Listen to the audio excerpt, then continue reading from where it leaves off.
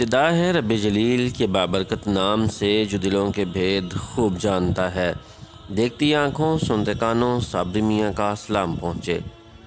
ناظرین محترم، محبوب رب کائنات حضرت محمد مصطفیٰ صلی اللہ علیہ وآلہ وسلم کے وصال مبارک کو ابھی کم و بیش 100 سال ہوئے ہوں گے کہ عرب خلفاء بنو امیہ اور بنو عباس کی چپکلشوں میں مصروف تھے کہ دور خراسان کے ایک علاقے مرو میں ایک انتہائی مہلک فتنے نے جنم لیا کہ جب ایک دھوبی کے گھر ایک لڑکا پیدا ہوا۔ یہ دھوبی کی پہلی اولاد تھی جو کہ اس کی بیوی کو 40 سال کی عمر میں نصیب ہوئی۔ دھوبی نے اس لڑکے کا نام ہاشم رکھا، لیکن ہاشم اس قدر بدصورت تھا کہ دھوبی نے کسی کو بھی اس کا منہ نہ دیکھنے دیا۔ محلے کی عورتوں نے بھی جب ہاشم کو دیکھا تو کانوں کو ہاتھ لگائے بغیر نہ رہ سکی۔ بچہ ذرا بڑا ہوا اور گھر سے باہر نکلنے لگا تو بچے جنہیں بدصورتی اور خوبصورتی کی تمیز نہیں ہوتی مگر خوف کا عنصر تو ان میں بھی ہوتا ہے، وہ اس سے خوف زدہ رہتے اور اپنے ساتھ کھیل میں شریک نہ کرتے بلکہ بھاگ کھڑے ہوتے۔ یہ بچہ ہاشم دن بدن تنہائی کا شکار ہونے لگا۔ باپ نے دیکھا کہ جب اسے کوئی بھی منہ نہیں لگاتا بلکہ ہر کوئی اس سے کراہت محسوس کرتا ہے تو اسے اپنے ساتھ دھوبی کے کام پر لگا لیا۔ چونکہ اس علاقے میں ابھی اسلام نیا تھا تو ایک دن ایک عربی عالم اس محلے کی مسجد میں آئے۔ ہاشم نے جب دیکھا کہ لوگ اس عالم کی بہت آؤ بھگت کر رہے ہیں تو اس نے بھی فیصلہ کیا کہ وہ ایک عالم بنے گا۔ اس کے باپ نے مجبوری میں ہاشم کو مسجد کے مولوی کے حوالے کر دیا، مگر ہاشم کی تعلیم سے لگن اور استاد کا سب کو ایک برابر سمجھنا اس کے شوق تعلیم کو اور بڑھتا گیا۔ ہاشم نے گاؤں اور گھر کو چھوڑا اور تعلیم حاصل کرنے کے لیے شہر چلا گیا۔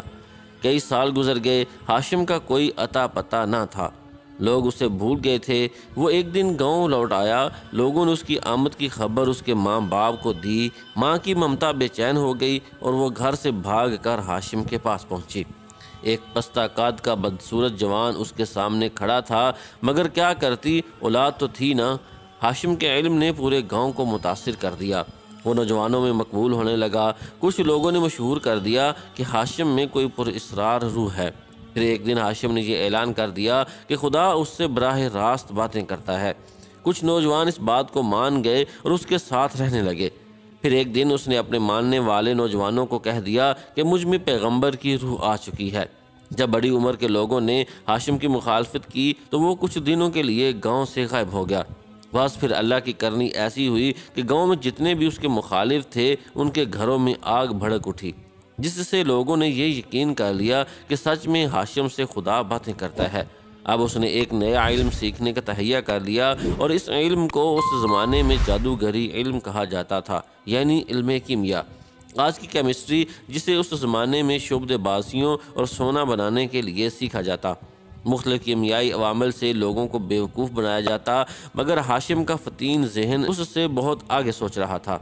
پھر کئی سال گزرنے کے بعد ہاشم دوبارہ اپنے گاؤں لوٹ آیا، لیکن اس بار وہ جادو کا علم یعنی علم کیمیا سیکھ کر آیا تھا۔ اب وہ لوگوں کے سامنے مختلف تجربات کرتا تو لوگ دیکھ کر حیران رہ جاتے۔ انہی دنوں اسے بخار ہوا اور منہ دانوں سے بھر گیا۔ اس سے ایسی بدبو آنے لگی کہ اس کے چاہنے والے بھی بس اس کو دروازے سے دیکھتے، لیکن چونکہ یہ باتوں میں ماہر تھا تو لوگوں سے کہنے لگا کہ حضرت ایوب علیہ السلام کی طرح مجھ پر بھی بیماری آئی ہے جو کہ ایک آزمائش ہے۔ خیر، کچھ روز بعد ہاشم نے اپنا علاج خود ہی کر لیا۔ کچھ کتابوں میں یہ لکھا ہے کہ اس کے منہ پر دانے کیمیائی تجربے کی وجہ سے نکلے تھے۔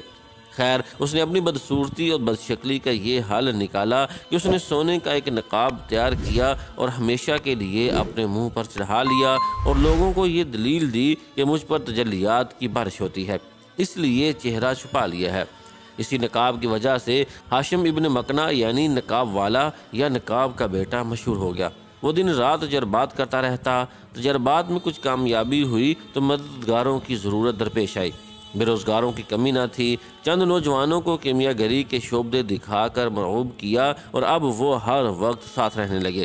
اس نے اپنے ساتھیوں سے کہا کہ رات کو تمہارے استاد یعنی ہاشم نے ایک خواب دیکھا ہے کہ خدا کی روح مجھ میں اتر آئی ہے۔ ساتھی جو اسے مرعوب تھے کہنے لگے کہ اب کیا ہوگا، تو اس نے کہا مجھے رب کائنات کہو اور مجھے سجدہ بھی کرو۔ تمام لوگ جو وہاں موجود تھے سجدے میں گر گئے۔ چونکہ ہاشم کو لوگ اس کی ذات سے پہچانتے تھے، اس لیے اس نے فیصلہ کیا کہ اسے ایک نئی جگہ آباد ہونا چاہیے۔ چنانچہ وہ اپنے 20 قریبی ماننے والوں کو لے کر رات کے اندھیرے میں نکل پڑا، یہاں تک کہ مورا نہر کے علاقے کشف میں جا رکا۔ یہ نہایت سرسبز علاقہ تھا۔ آبادی کے ایک طرف ایک پہاڑی سلسلہ تھا جہاں پر پہلے سے ایک قلعہ موجود تھا جس کا نام قلعہ فروکش تھا۔ ہاشم نے اسی قلعے کو اپنا مسکن بنا لیا۔ ہاشم نے اس قلعے میں بیٹھنے کے لیے اپنے لیے ایک مخصوص حال منتخب کیا اور تجربات کیے۔ اپنے ارد گرد ستارے روشن کر لیے اور جہاں یہ بیٹھتا وہاں پر ایک بڑا گول ستارہ اس کے سر پر روشن رہتا۔ ہاشم جب ان انتظامات سے فارغ ہوا تو اس نے اپنے آدمیوں کو اس ہدایت کے ساتھ تبلیغ پر روانہ کیا کہ وہ اس کی تعریف کریں اور انہیں خوشخبری سنائیں کہ خدا انسانی شکل میں نمودار ہوا ہے۔ اگر تمہارے بارے میں پوچھیں تو کہنا کہ تم اس کے مقرب فرشتے ہو اور تم بھی انسانی شکل میں آئے ہو کہ خدا جو چاہے کر سکتا ہے۔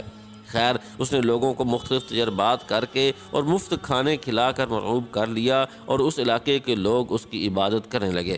اس نے اپنے ماننے والوں کے لیے ان کے گھروں میں چوری حلال کر دی جو اس کو نہ مانتے تھے، اور ان کی عورتیں اور کنواری لڑکیاں بھی حلال کر دی۔